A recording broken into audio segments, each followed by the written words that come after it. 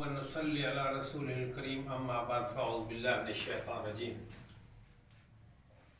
سورہ البقرہ آیت نمبر 50 اس کی تفہیم میں آپ کے سامنے پیش کروں گا. بنی اسرائیل حضرت یوسف علیہ السلام کے زمانے میں مصر چلے گئے تھے. اللہ نے اس قوم کو عروج دیا، بہت عروج دیا.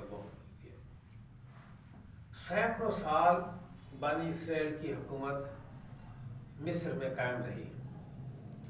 آخرکار ہر عروج کو زوال ہوتا ہے اور ہر عروج کو زوال ہوتا ہے.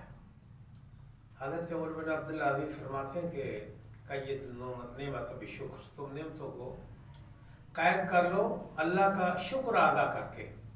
لئن شکرتم لازیدنکم، فرمایا کہ اگر تم میرا شکریہ ادا کرو گے تو میں تمہیں بہت دوں گا، بہت نعمتوں سے نوازوں گا. اگر تم نہ شکری کرو گے تو میں اپنی نعمتیں تم سے چھین لوں گا. تو بنی اسرائیل کو اللہ نے عزت دی، بڑا اللہ نے انعام اور ان پہ اکرام فرمایا. ان کا مصر میں اللہ پاک نے بنی اسرائیل کو حکومت دی. بہت سینکڑوں سال تک بنی اسرائیل کی حکومت مصر کے اندر رہی. اس قوم کو زوال کے بعد عروج ملا، پھر عروج کے بعد اس قوم پر زوال آیا.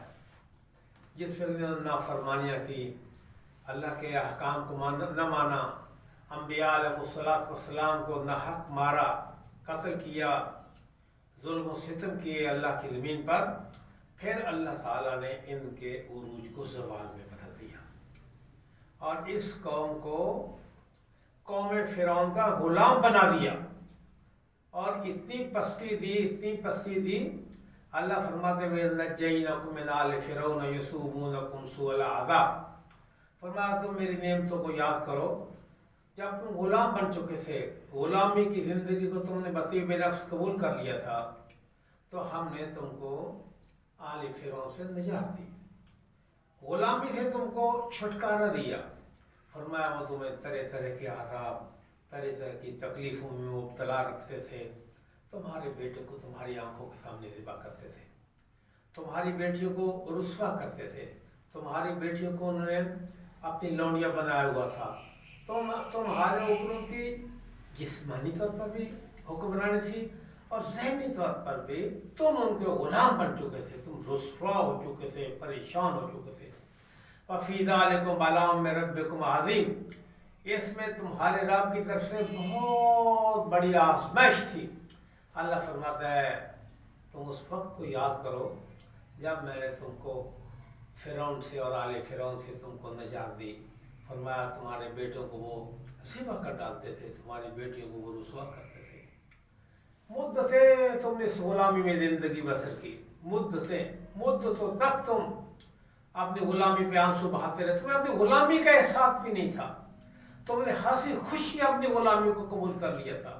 تم ہنسی خوشی اپنے بیٹوں کو فرعون کی عدالتوں میں پیش کر دیا کرتے تھے. اپنے بچوں کو، تمہارے بچوں کو تمہاری آنکھوں کے سامنے ذبح کرتے تھے.